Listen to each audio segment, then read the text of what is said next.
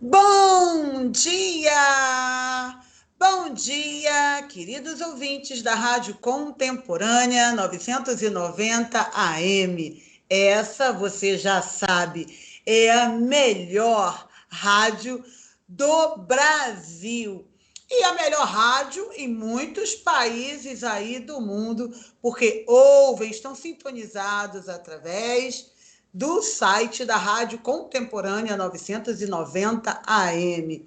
E você, se quiser também acessar e checar o nosso conteúdo e ouvir a rádio através do site, é só você clicar www.radiocontemporânea990.com.br. Meu muito obrigada pela sua audiência. Mais uma quarta-feira, programa Livremente com doutora Rose Cabral. E você já sabe, esse programa, ele tem uma missão para contigo, querido ouvinte.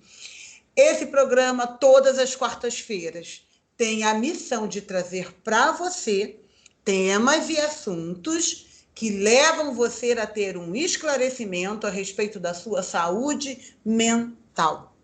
Esse programa tem o propósito de trazer para você, uma percepção do processo terapêutico que é o Livremente. Então, esse programa, toda semana você está aqui ouvindo? Toda semana você aprende um pouquinho a respeito de saúde mental. Toda semana você aprende coisas que vão te levar a um equilíbrio, a pensar, a tomar decisões, a trazer uma reflexão que vai melhorar a sua saúde mental.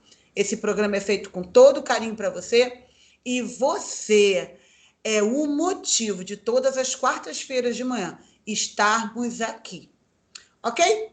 E hoje nós vamos tratar de um tema de um profissional que desde quando somos pequenininhos, esse profissional, ele atua ou ele tem uma participação direta na nossa vida.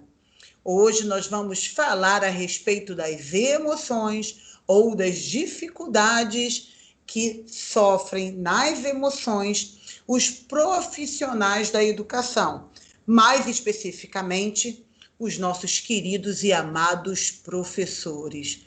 Você lembra do teu professor da escola primária, que hoje é ensino fundamental? Você lembra da sua tia lá da primeira série? Ou da tia do jardim de infância? Ou do maternal? Lembra? Você lembra aquela figura tão importante para nós? Pois é. Hoje esse profissional ele fica sendo hoje pauta da nossa conversa. Por quê? Porque eles também são pessoas que nas suas emoções sofrem dificuldades por conta do seu trabalho, por conta do seu chamado, por conta também da sua vocação. E eu escolhi uma pessoa muito especial que vai estar aqui conosco, nos ajudando a entender e compreender todos esses lados, a compreender o que ocorre, a compreender o que acontece, e vai estar conosco aqui nos ajudando nessa manhã. Eu convidei o professor Ney Trevas Santos Júnior. Gente, ele é mestre em educação, pós-graduado em hipnose clínica. Meu colega aí, terapeuta também.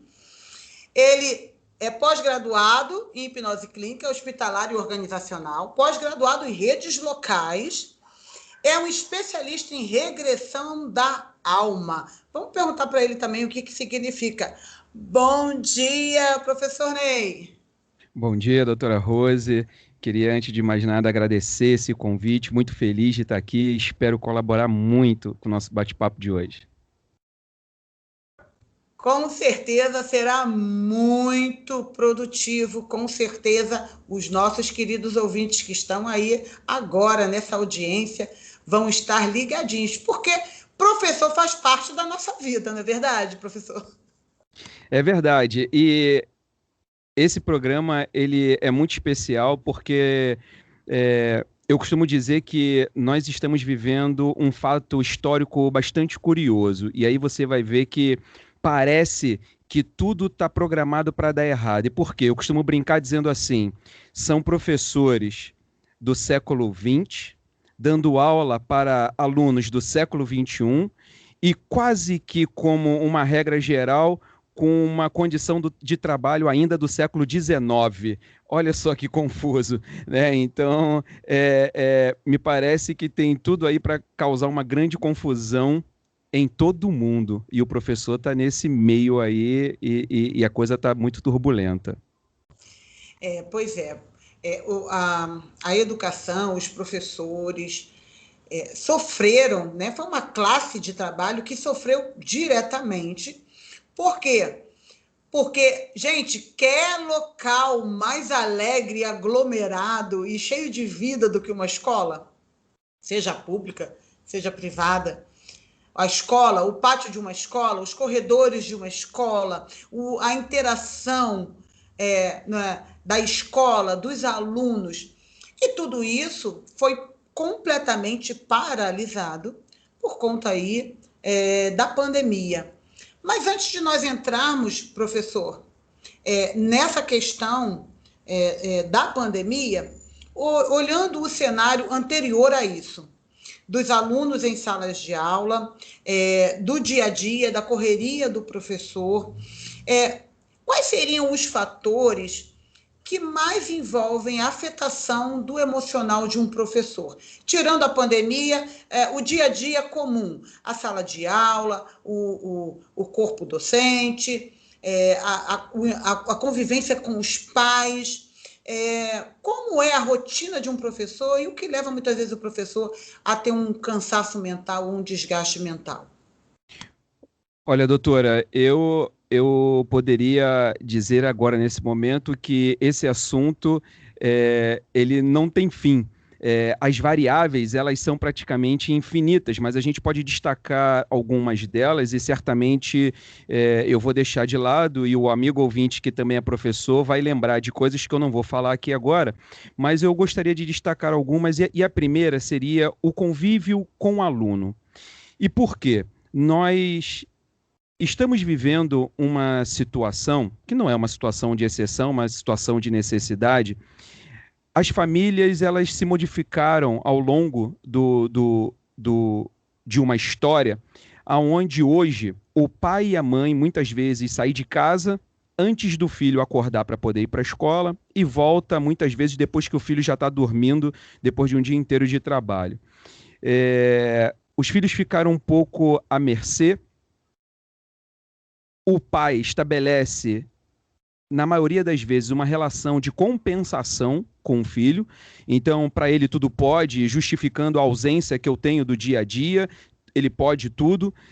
Essa criança, esse adolescente, perde um pouco a noção de limite, e quando chega na sala de aula, quando ele não traz isso de casa, ele passa a não respeitar o profissional, o professor.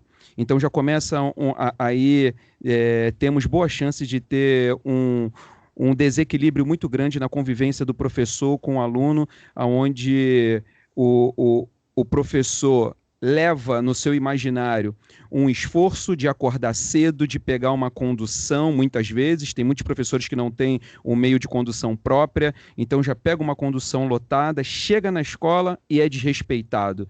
Isso às 7 horas da manhã, quando chega às 5 horas da tarde, ele já está no finalzinho do segundo turno de trabalho, ele já está explodindo, né? Ele não está aguentando. Em contrapartida, quando ele faz alguma observação com algum aluno e precisa da parceria do pai, o pai acha que o filho dele, do jeito que ele criou aquele filho, jamais faria aquilo, o professor só pode estar ficando maluco, né? E tem uma charge muito interessante da família dos anos 60 e 70 e da família dos anos 2000, que era assim, o boletim.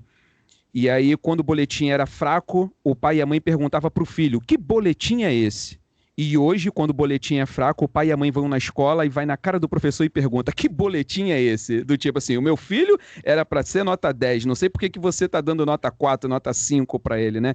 Então, existe algumas inversões de valores. Jornada de trabalho longa, a percepção de que o salário não é proporcional àquilo que se cobra do profissional, é, uma certeza de uma desvalorização profissional. Muita gente diz assim, o professor é a profissão mais... Ser professor é participar de uma profissão mais importante, porque é o professor que forma o médico, é o professor que forma o advogado, mas o professor nunca ganhou como médico, nunca ganhou como advogado, e a gente, de fato, parece que não tem uma sociedade que valoriza o papel do professor. E por que que eu estou dizendo isso? Que não, a sociedade não valoriza? Porque quando a gente tem a oportunidade de tempos em tempos na urna para fazer as notas, a votação, a gente não escolhe aquele candidato que de fato valoriza e tem uma proposta clara e decente para a profissão do professor. Né, a gente já não acredita mais pela educação, pela saúde, pela segurança. Isso parece que é um texto já prontinho, né, e decoradinho, mas uma proposta decente, consistente para o professor, a gente não vê aqueles que apresentaram ganharem o voto da sociedade na ONU.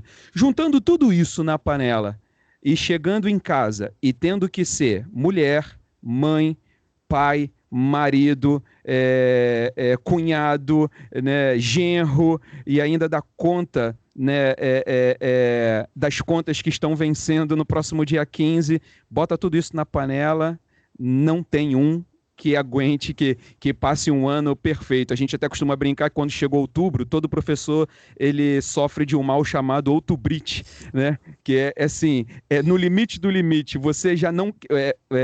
para o professor, o ano poderia acabar em outubro, porque novembro e dezembro vai ser de só tortura. Ele já não aguenta mais, não tem força física, não tem força mental, não tem mais nada. Não é fácil, não.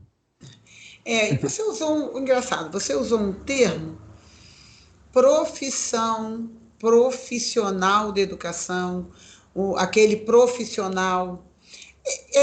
Assim, o senhor acredita que tem uma ilusão ou uma romantização, digamos assim, em cima do papel do professor? Porque você mencionou aí um profissional que não é valorizado, um profissional que tem uma carga horária pesada, um profissional que é mal remunerado, muitas vezes, ou sempre, ou a fama de, o professor ganha pouco, o professor... Eu conheço professores e sei que para se ter uma renda X que vá satisfazer, tem que aí pegar talvez 3 turnos de aula de manhã, escola de manhã, tarde, noite. Então, mas você usou um termo aí, profissional.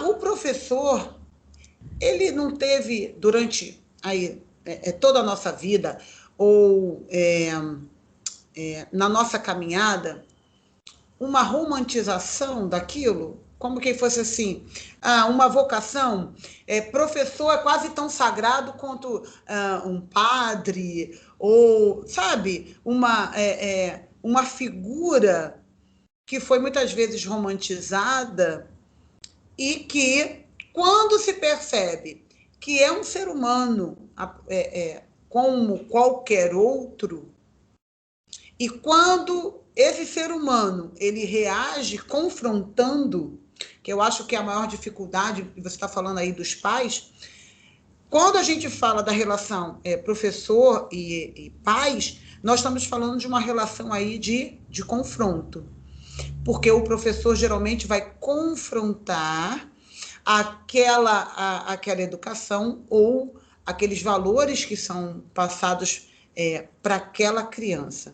E você, logo no início da tua fala, comentou também que esse pai e essa mãe saem muito cedo e eles não fazem parte, né, da vida acadêmica aí dessa criança.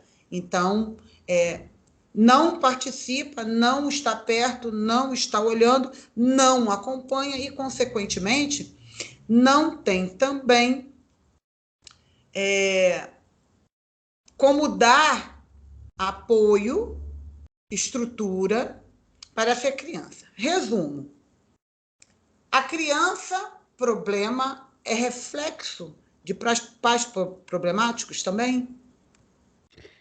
Eu não tenho nenhuma dúvida disso. É extremamente comum, quando nós temos um problema com um aluno na escola e precisamos conversar com os pais, e a gente não entende por que está acontecendo aquilo com o aluno, a gente não precisa de 10 minutos com o pai para entender o aluno.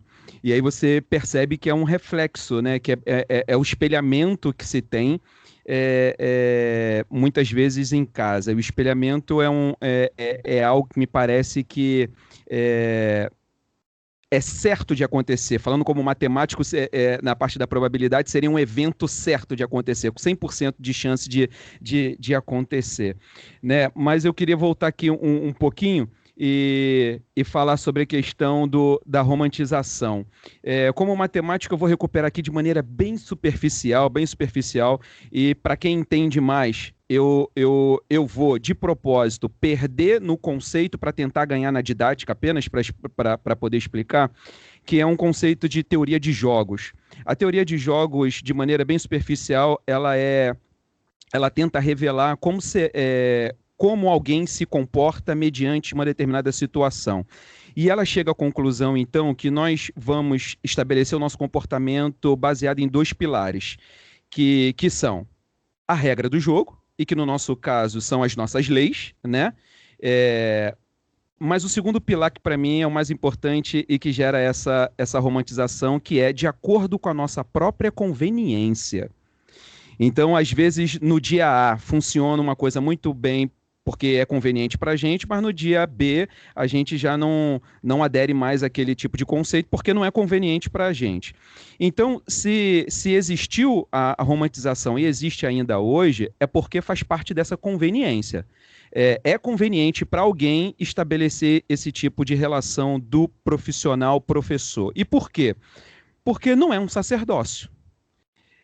Eu, desde dos 20 anos que eu dou aula, hoje eu tenho 46, então são 26 anos de magistério, desde a minha primeira entrada na sala de aula, antes eu passei pela assinatura da carteira de trabalho.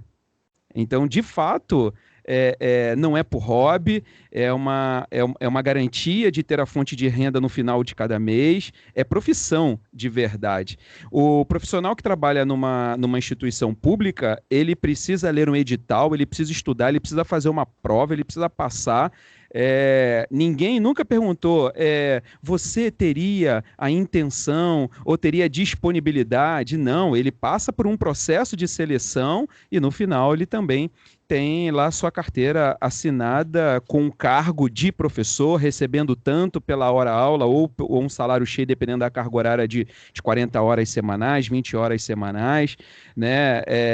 Então, se existe essa romantização ainda hoje, aí eu evoco o poeta Manuel de Barros, que tem uma frase maravilhosa que diz assim: desse lugar que eu estou, eu já poderia ter saído há muito tempo. Então, desse cenário romântico da educação, a gente já poderia ter vencido há muito tempo essa questão. E eu gostaria até de colocar uma outra palavra na questão dos pais e professores, e você usou uma palavra muito bacana, assim, o pai, ele confronta, o professor, ele confronta a ideia que o pai criou, né, no seu próprio imaginário de que está tudo muito bem, está tudo indo muito bem.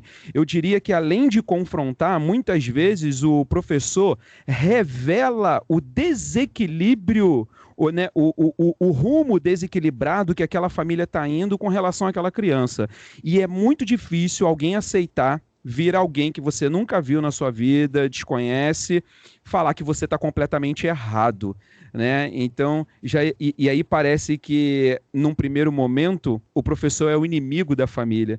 E quando eu tenho a oportunidade, no início de cada ano que tem a reunião com os pais, eu digo assim, ainda mais que sou professor de matemática, historicamente, os mapas de matemática são os mais fracos que existem, né? As notas são as piores, né? E eu digo assim, olha, eu não sou o inimigo. Agora, eles não vão gostar de mim porque eu vou cobrar. Mas cada um aqui que entender que está demais e escrever, deixar por escrito para mim que com seu filho eu não preciso ser profissional, eu não preciso mostrar como é que o mundo está difícil, como é que as pessoas estão brigando pelo pão nosso de cada dia. Se você achar que ele não precisa estudar, que ele não precisa fazer as tarefas, deixa escrito para mim que eu não perturbo. Agora, eu não sou inimigo, acredite. A gente quer... não há, para mim, não há uma outra justificativa a querer muito, a ter um amor muito grande e a entender que o papel do professor é importante para a sociedade, com uma esperança de fato, um dia, tornar uma juventude o futuro do Brasil, porque eu também fui dessa galera que, olha, você faz parte do futuro do Brasil. E olhando para o Brasil, eu tenho a impressão de que a minha galera, a minha geração não deu muito certo. Mas como professor dentro da sala de aula, eu falo assim, rapaz, na minha não deu certo e com essa que está aí agora, também não vai dar.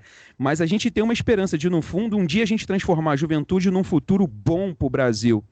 E o pai, em algum momento, acha que a gente não quer isso, que a gente é o inimigo. É uma distorção de ideias que a gente precisa ter muito cuidado, né? Mas, professor,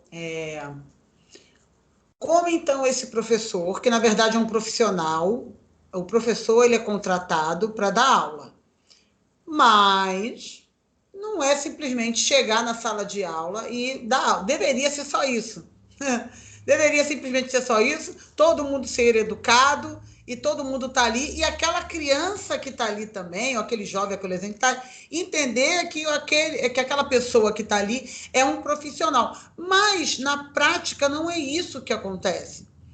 Porque o professor ele vai se tornar o queridinho, talvez o vilão, como você mesmo citou, né? E aí eu quero abrir um parênteses aqui. Eu fui, uma vez na minha vida, fui reprovada em matemática. Mas a culpa não foi do professor, não. A culpa foi minha. A culpa foi minha por não ter estudado. Né? A culpa não é do professor. O professor está lá para fazer. Vamos entrar, então, nessa questão dessas relações que o aluno estabelece com esse professor. Por quê? Porque se ele não for um vilão, aquele professor ele vai ser um motivador, aquele professor vai ser alguém que vai conduzir, vai ajudar na orientação, até mesmo vocacional, vai identificar talvez um talento ali naquela sala de aula. Então, o professor ele vai ter uma visão diferenciada. E essas relações, na verdade, elas são estabelecidas. Quando dá tudo certo, se estabelece uma admiração. E aí, como é que fica o coração desse professor? Como é que é esse profissional não botar o coração na profissão? Fala para mim. Olha, eu não sei nem se vou agradar agora com a resposta ou vou fugir à expectativa, porque talvez eu pareça até contraditório, mas eu não vejo a opção de não colocar o coração. Eu acredito de verdade que uma coisa não inibe a outra. O perfeito entendimento que eu sou um profissional não me tira a capacidade de me entregar de corpo e alma naquilo que eu estou fazendo. Né? Então, o professor pode fazer isso. Agora, essa relação criada do professor com o aluno, ela também é alicerçada em alguns elementos que já foram estudados e reestudados, e nem família, nem aluno tem muito conhecimento, e às vezes, por conta de uma formação precária que nós temos, isso é uma particularidade do Brasil, a formação de professores ela é defasada, às vezes nem professores conhecem. Eu dou muita palestra em escolas e gosto de fazer isso para levar algumas ideias, e alguns profissionais desconhecem, por exemplo, que cada um de nós temos 3 modelos de aprendizagem. Cada um de nós, eu, você e qualquer ouvinte que está agora nos acompanhando. E você vai se afeiçoar melhor pelo professor que dar a aula no seu modelo. Então vai ter o aluno que aprende de uma forma que tudo tem que ser rápido, lógico, para agora, tem que fazer sentido agora. tem um aluno que gosta do passo a passo, ele é meticuloso, ele é detalhista, completamente do primeiro que eu dei o exemplo, que não quer saber de detalhe nenhum, ele quer, como é que faço? Vamos fazer aqui agora, né? Se fosse um profissional, seria o profissional da gambiarra, ele faz tudo rapidinho, de qualquer jeito e tal, para acabar logo aquilo. E tem o outro que precisa de afeto, precisa de carinho, precisa de toque, precisa do abraço. E o professor tem um modelo também. E o modelo do professor pode ser um modelo rápido. E ele vai atender a esse aluno que tem esse mesmo modelo que ele. E se a gente pudesse falar que dentro da sala de aula fosse separada em 33% dos alunos são rápidos, 33% dos alunos são meticulosos e 34% seriam esse que precisa do abraço, do afeto, daquela piada na hora certa, daquela história também, deixando de lado um pouco o conteúdo. O professor vai dar um modelo para um grupo e ele vai perder mais de 60% da sala de aula. Por um outro lado, existe a teoria das inteligências múltiplas que o Howard Gardner, se não me falha a memória, trouxe para a gente em 83, que vai dizer que cada um de nós temos 9 inteligências. Ele começou com 7, depois estudiosos acrescentaram mais 2. Cada um de nós temos 9 inteligências. Então vai ter o garoto que vai, e a menina que vai gostar de matemática, e vai ter aquele outro que vai odiar matemática e que vai adorar música.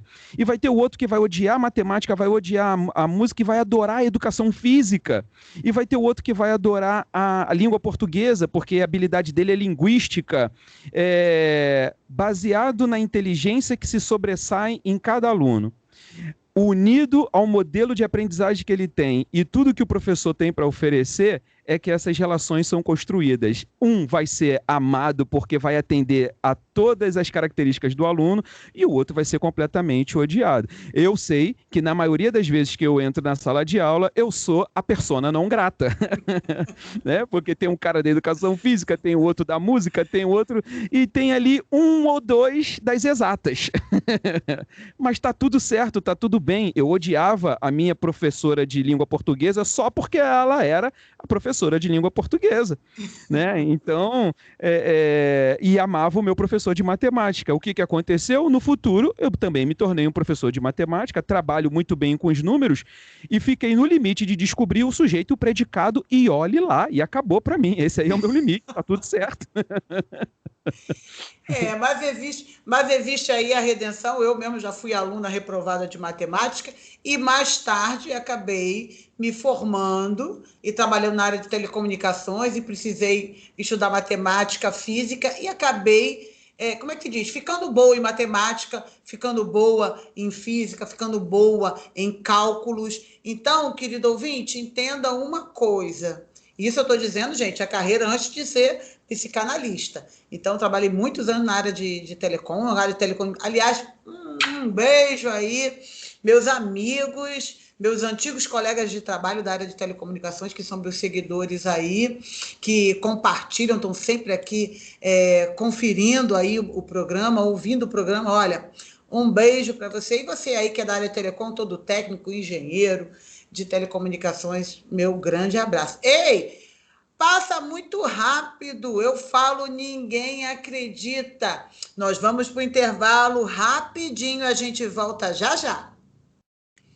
Olá, estamos de volta, programa Livremente com a doutora Rose Cabral. E hoje nós estamos aqui conversando com o professor Ney Trevas Santos Júnior, mestre em educação, pós-graduado em hipnose clínica, hospitalar e organizacional, pós-graduado em redes locais, formado em matemática, professor de matemática e especialista em regressão de memória. Ainda vou dar aí um minutinho que eu quero entender isso aí. Vamos entender esse outro lado aí desse professor, que ele também ajuda, também é um terapeuta, ele também ajuda aí na saúde mental. No primeiro bloco falamos um bocado aí a respeito do professor, de condições de trabalho, refletimos um bocado aí a respeito de ser um profissional e como botar o coração ou como não colocar o coração, e haja coração. Professor, agora tem aí a pandemia, os professores estão na modalidade online, os pais estão odiando essas crianças todas dentro de casa, não vem a hora de voltar para a escola, E parece que a queixa do professor agora é outra, né? É outra. O professor se queixando, de repente, de uma falta de treinamento né, nos aplicativos, da forma de dar aula, as crianças, os pais reclamando, eu já ouvi pais dizendo que as crianças não aprendem direito, não é a mesma coisa que o presencial, os professores também com receio de voltarem à modalidade presencial sem efetivamente uma contenção aí da doença, desse vírus, dessa pandemia. Então, é um acúmulo aí de emoções. Qual a sua percepção dos profissionais e até mesmo sua como professor? Qual é a sua percepção dentro dessa modalidade? Economizou um bocado o professor ou os problemas são os mesmos? Vamos lá, eu gostaria de começar fazendo uma observação, assim, é tudo tão confuso que aparecem tantas teorias que a gente fica até um pouco perdido. Sabe por quê? Reza a lenda no contexto da educação que algum tempo atrás fizeram uma pesquisa para descobrir o que os alunos gostavam dentro da escola. E aí saiu um resultado fantástico, que os alunos eles adoravam 2 momentos específicos dentro da escola, a hora do recreio e a hora da saída. E aí, ou seja, assim, parece que os alunos não queriam estar na escola para aquilo que ela foi criada, que era para a transmissão do conhecimento. Então, lá ele vai ter a aula com um especialista em matemática, em geografia, em língua portuguesa, mas ele estava muito interessado nas relações sociais que são tecidas na hora do recreio e depois, na hora de ir embora para casa, se livrando daquela sessão de tortura diária que ele é. E aí, quando vem a pandemia e o aluno não está na escola, o pai acredita que agora está ruim porque não é a mesma coisa que a escola. Só que o pai ele perdeu talvez a memória de que ele já foi aluno e ele não gostava de ir para a escola, e talvez ele não esteja conversando com o filho dele para entender que o filho dele também não queria ir para a escola e que muito provavelmente está muito bom ficar em casa, mas surge de novo. Por causa da conveniência de cada um, vai existindo, né, essas teorias. Não vejo o porquê da educação remota ou educação à distância ser prejudicial. Muitos colegas já revelaram que filhos aprenderam inglês vendo desenho animado, né, vendo os programas do Discovery Kids, por exemplo, que são maravilhosos, Mr. Make. A minha filha mesmo aprendeu as formas antes de ler, né, então tinha programas que dizia qual era a forma do círculo, qual era a forma do quadrado. Isso é educação à distância. Ela não está nem com o professor, ela não está na sala de aula, ela não está na escola, ela está em casa assistindo um programa de televisão. Tem um desenho chamado Super Y que ensina as crianças a falarem inglês. Antes mesmo de aprender a língua portuguesa, eles já estão falando inglês. Então, existe aí uma série de crenças que são criadas sem nenhum tipo de embasamento legal, científico, é apenas uma percepção para justificar alguma necessidade, né? Mas a verdade é que alguns professores perceberam o quanto eles estavam defasados na questão da tecnologia, e isso foi uma coisa bastante impactante. Você disse aí, eu sou muito ligado à área da informática, eu tenho a pós-graduação em redes locais, eu comecei lá no meu 2º grau, que agora é o ensino médio, eu comecei com um curso de processamento de dados, né, e comecei desde os 14 anos, eu comecei a trabalhar numa empresa como programador, eu gosto de programar e programo até hoje. Então a tecnologia para mim é um lugar comum, mas a maioria dos professores estava muito afastado, muito acostumado ao cuspe-giz, como a gente diz, né? A revista Nova Escola, se eu não me engano, no ano de 2000, fez uma matéria maravilhosa dizendo assim: se fosse possível congelar 3 profissionais pelos últimos 100 anos, no último século, olha o que seria, olha como interessante seria no momento que a gente pudesse descongelá-los. Um engenheiro, um médico e um professor. Aí disse assim, o engenheiro ia para o mundo, ia ver túneis submarinos, prédios retorcidos, ia falar assim, meu Deus, eu preciso voltar para a faculdade de engenharia porque eu não sei lidar com o que está aí. O médico que foi congelado por 100 anos e entrar no centro cirúrgico ou numa emergência e ia ver uma máquina de ressonância magnética e falar assim, eu preciso voltar para o curso de medicina, porque a medicina que se pratica agora, eu não estou dando conta. Mas se o professor fosse descongelado 100 anos depois, ele ia entrar numa sala de aula e ele ia falar assim, ué, ainda estão usando o quadro e o giz? Então eu estou em casa, tá tudo certo. Né? Então a gente ficou por muito tempo fazendo a mesma coisa, o que mentalmente cria a definição que a gente chama de zona de conforto, que para muita gente é muito legal, mas quando veio a pandemia, a zona de conforto não serviu. Teve profissionais que decidiram, num primeiro momento, que iam desistir de trabalhar, falaram assim, olha, eu não vou dar conta, eu não sei trabalhar com um microfone, um fone de ouvido conectado na internet, eu tendo que manipular o programa de comunicação, compartilhar a tela e colocar um PowerPoint para fazer uma apresentação e chamar o livro, o e-book da escola, né, que é o livro que está no formato digital, tem que compartilhar. É tanta coisa que eu desconheço que é melhor eu desistir. Profissionais com ataques de ansiedade, desenvolvendo síndrome de pânico, e com muito custo a gente consegue mostrar que, assim, olha, assim como aquelas habilidades que você supostamente é mais fraco, se você tem a sua predisposição para a língua portuguesa, mas a matemática também pode ser aprendida, a música também pode ser aprendida. O professor não é só o transmissor de conhecimento, ele também tem que educar a criança. Aí criaram um conceito de currículo oculto. O currículo oculto está ligado aos conteúdos atitudinais, né? Então, o professor também vira exemplo, ele tem que ser correto, ele tem que ser honesto, ele tem que ter caráter para poder transmitir isso para as crianças. Professor, você não sabe, mas tudo isso que você não sabe, não precisa se desesperar. Você também pode aprender. O pai também pode aprender. Mas aí o pai também ficou em casa. E agora eu não dou aula só para o meu aluno. Eu dou aula para o meu aluno e para o pai. O pai na escola nunca se intrometeu na sala de aula e nunca fez uma pergunta para o professor. O pai em casa às vezes se empolga, pega o microfone e faz a pergunta para o professor. Professor, mas eu não entendi isso aí. E aí o professor começa a perceber o seguinte, eu estou dentro da casa do meu aluno agora. Eu estou falando diretamente com o pai que vai na escola muitas vezes só para me criticar, mas agora esse cara também está assistindo a minha aula. Como é que é isso? Eu não fui preparado para dar aula para o pai, eu fui preparado para dar aula para o aluno.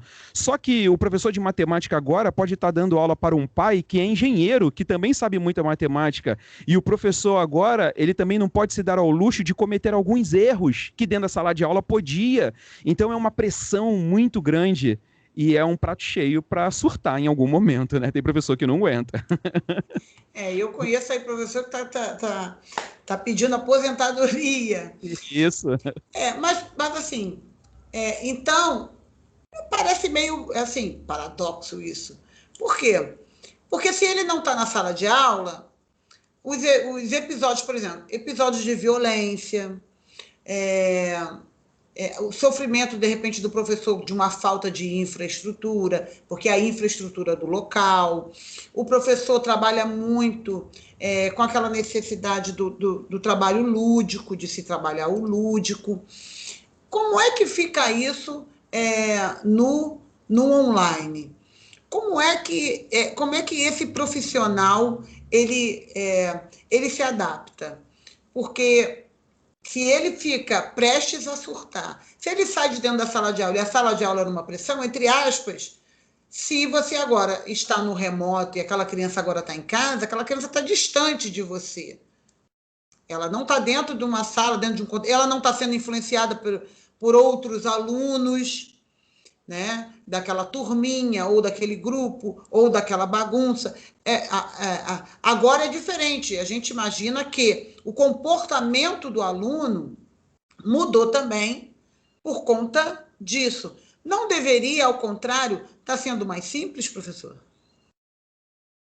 Em teoria, parece que sim, mas me parece que, historicamente, a gente consegue transcender esse tipo de situação e criar novas coisas. Existe um conceito na educação que a gente diz que são indissociáveis, que é forma e conteúdo. Né? Dependendo do conteúdo, você vai ter que ter uma outra forma. Ou seja, dependendo de onde eu estou, o meu conflito vai se apresentar de uma determinada forma. Nós temos na escola uma coisa chamada bullying. Mas aí nós fomos por virtual. Aí criou-se, então, o cyberbullying. Ou seja, ele mudou a forma, mas ele continua presente ali da mesma com o mesmo princípio, ele só muda a forma. O professor na sala de aula, ele tinha muitas vezes o apoio do material didático, que é um livro que pode ser de uma editora ou do próprio sistema de ensino, dependendo da escola, que tem o próprio sistema de ensino, mas tem o material didático ali.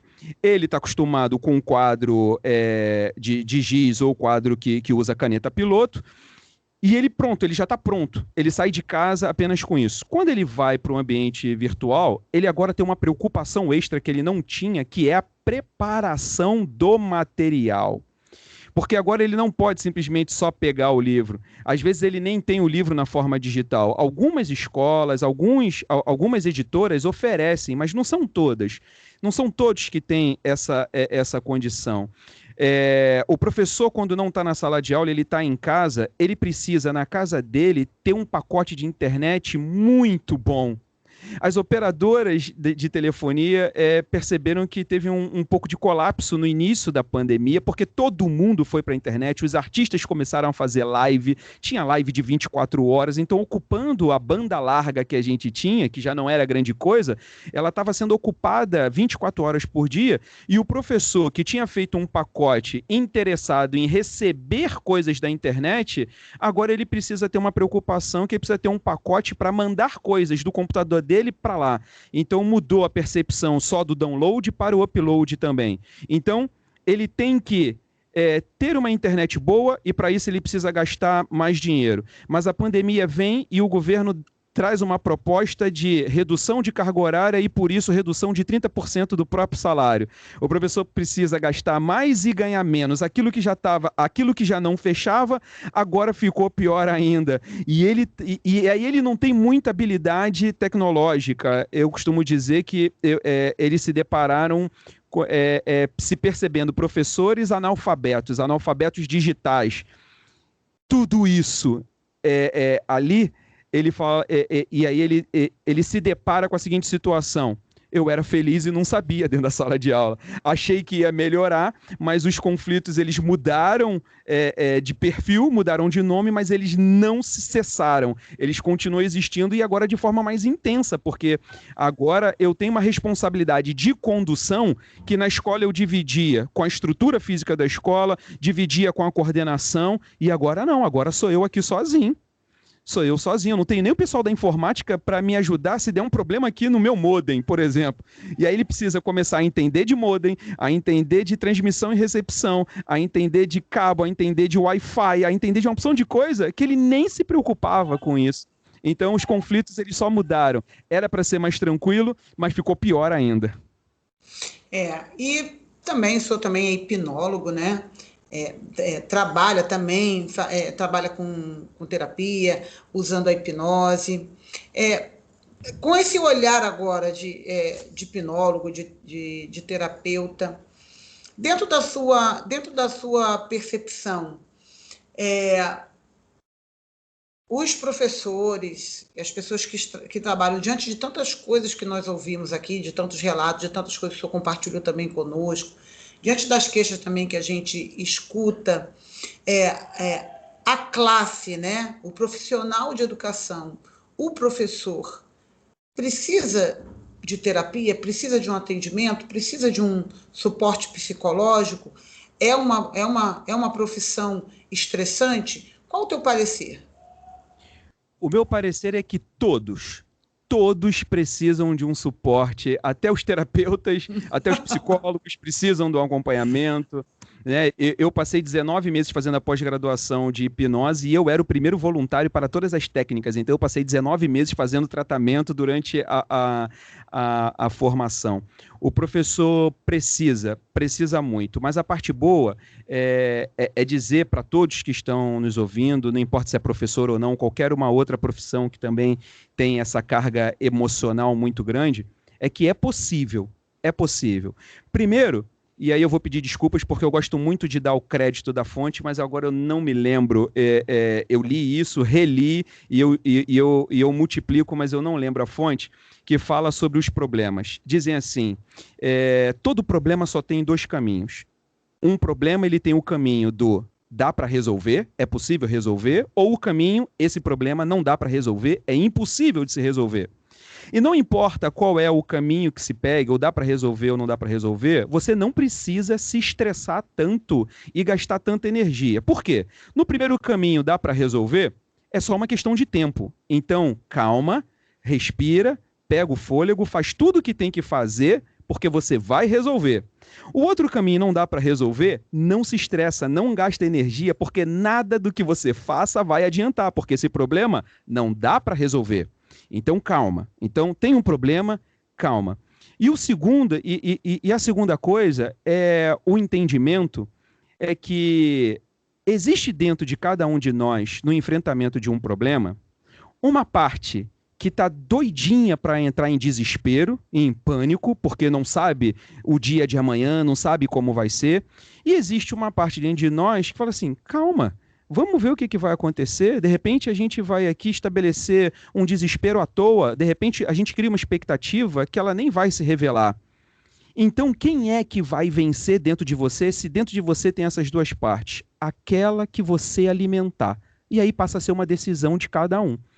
Então eu posso alimentar a minha parte desesperada ou posso alimentar a minha parte sensata, que fala assim, ó, calma, vamos esperar acontecer e vamos resolvendo na medida que as coisas vão aparecendo. Então esse professor que está sendo afetado emocionalmente dessa forma, ele tem essa opção. Decidir quem é que ele vai alimentar. Ele vai alimentar o desespero ou ele vai alimentar a possibilidade de construir novas habilidades e novas potencialidades e ficar, inclusive, mais caro para quando alguém quiser o serviço dele pagar mais, porque agora ele sabe mais coisas, então ele pode cobrar mais, agora ele faz coisas que ele não fazia, então ele aumentou o leque de opções da vida dele. Quem é que ele vai alimentar? E aí o profissional capacitado pode dar um suporte grandioso nessa escolha pela sensatez, pela tranquilidade, pelo equilíbrio. O profissional da educação precisa muito dessa ajuda profissional, vai fazer um diferencial imenso no dia a dia dele. Gente, olha, o professor usou um termo muito interessante, a decisão. Você decide. E o que gostei muito, tá? Gostei muito da sua dica. O que você vai decidir alimentar? Você vai decidir sair do lugar, você vai decidir sair da tua zona de conforto, você vai decidir. Todos nós estamos sob uma pressão. Você que está aí nos ouvindo, sendo professor ou não, seja a área de trabalho que você atua, o profissional que você é, entenda que todos nós, isso não é uma exclusividade da doutora Rose, do professor Ney, nem tu, querido ouvinte, que está aí nos ouvindo, porque a humanidade inteira está sob essa pressão. Então, estamos todos em uma nuvem de incertezas, uma nuvem em que não há prazos, não tem prazo para término, não tem um prazo agora para liberar, não tem um prazo para poder vacinar. Então, assim, nós não temos à nossa volta com esses olhos, né, carnais, esses olhos pessimistas, muitas vezes, que nós temos, não tem como a gente olhar. A nossa saída realmente é transcender a partir do que a gente vê e criar em nós, gerar em nós, cultivar em nós a esperança, cultivar em nós a resignação, a determinação, um pensamento de que vai mudar, de que vai melhorar, de que vai avançar. E sempre, porque o objetivo desse nosso trabalho aqui é esse, conscientizar você de que as suas emoções são importantes e as suas emoções serão decisivas. Ai, meu Deus, passa tão rápido. Professor Ney, olha, meu muito obrigada. Foi, assim, uma participação maravilhosa, um bate-papo, nossa, delicioso. Por favor, o nosso ouvinte que está aí nos ouvindo, como conhecer melhor o teu trabalho, como conhecer o seu trabalho como hipnólogo, como fazer uma consulta com o senhor, como ter apoio, enfim. Vamos deixar esses últimos minutos aí para o senhor expor aí os teus contatos, quem quiser fazer contato aí com o hipnólogo, né? Nosso colega de trabalho aí, o hipnólogo Ney Trevas. Doutora, antes de mais nada, eu quero dizer da satisfação e como passa rápido. A senhora disse que ia passar muito rápido, eu falei assim, mas quase 1 hora, vai demorar um pouquinho, mas passou voando. E distorção de tempo é um fenômeno hipnótico também, né? Você não perceber o tempo passando, é um fenômeno hipnótico. Então, gostaria de declarar aqui para todos os ouvintes a minha felicidade, espero ter contribuído um pouco, foi um bate-papo muito gostoso. Com esse nome, Ney Trevas, esse Trevas não é tão comum, basta as pessoas procurarem no Facebook ou no Instagram, elas vão me achar querendo fazer qualquer tipo de pergunta, querendo entrar em contato, é só deixar lá uma mensagem no Instagram através do direct ou no Facebook mesmo, deixa uma mensagem para mim no próprio Messenger do Facebook, que eu respondo, dou o meu WhatsApp, sem problema nenhum. É fácil me encontrar. E assim que eu tiver um tempinho, eu vou respondendo. Não prometo responder imediatamente quando a mensagem chega, até porque eu trabalho o dia inteiro, né? Mas ali no final do dia eu verifico quem foi que entrou em contato comigo e respondo todos com muito carinho.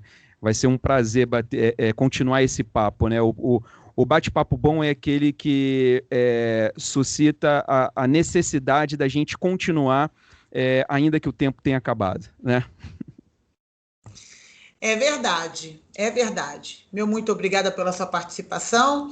Passa rapidinho. O ouvinte que está aí ouvindo também sabe que o nosso programa passa rápido, mas não é rápido porque é pouco tempo, não.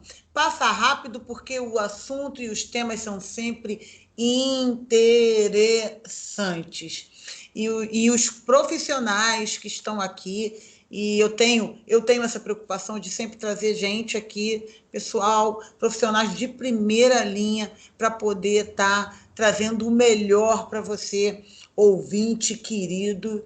Afinal de contas, esse programa está no ar por sua causa. É para que você ouça. E o nosso compromisso, o compromisso dessa rádio, a Rádio Contemporânea 990, é esse, de trazer para você sempre essa luz, esse esclarecimento e ajudar, colaborar com o mundo, colaborar com todos que estão à nossa volta, para que a gente possa crescer, evoluir e passar por esse momento difícil da melhor maneira possível. Ok? Você segue lá a gente lá nas redes sociais, doutora Rose Cabral, no Instagram, no canal do YouTube e também o programa Livremente com doutora Rose Cabral, nossa página do Facebook. O conteúdo, a gravação desse programa de hoje, você encontra lá. Vai lá nas nossas redes sociais da doutora Rose Cabral, você vai ver, vai conferir na íntegra a gravação desse programa e vai ter oportunidade também de conhecer o professor Ney Trevas, que esteve hoje aqui conosco. Meu muito obrigada. Até quarta-feira que vem. Tchau, tchau.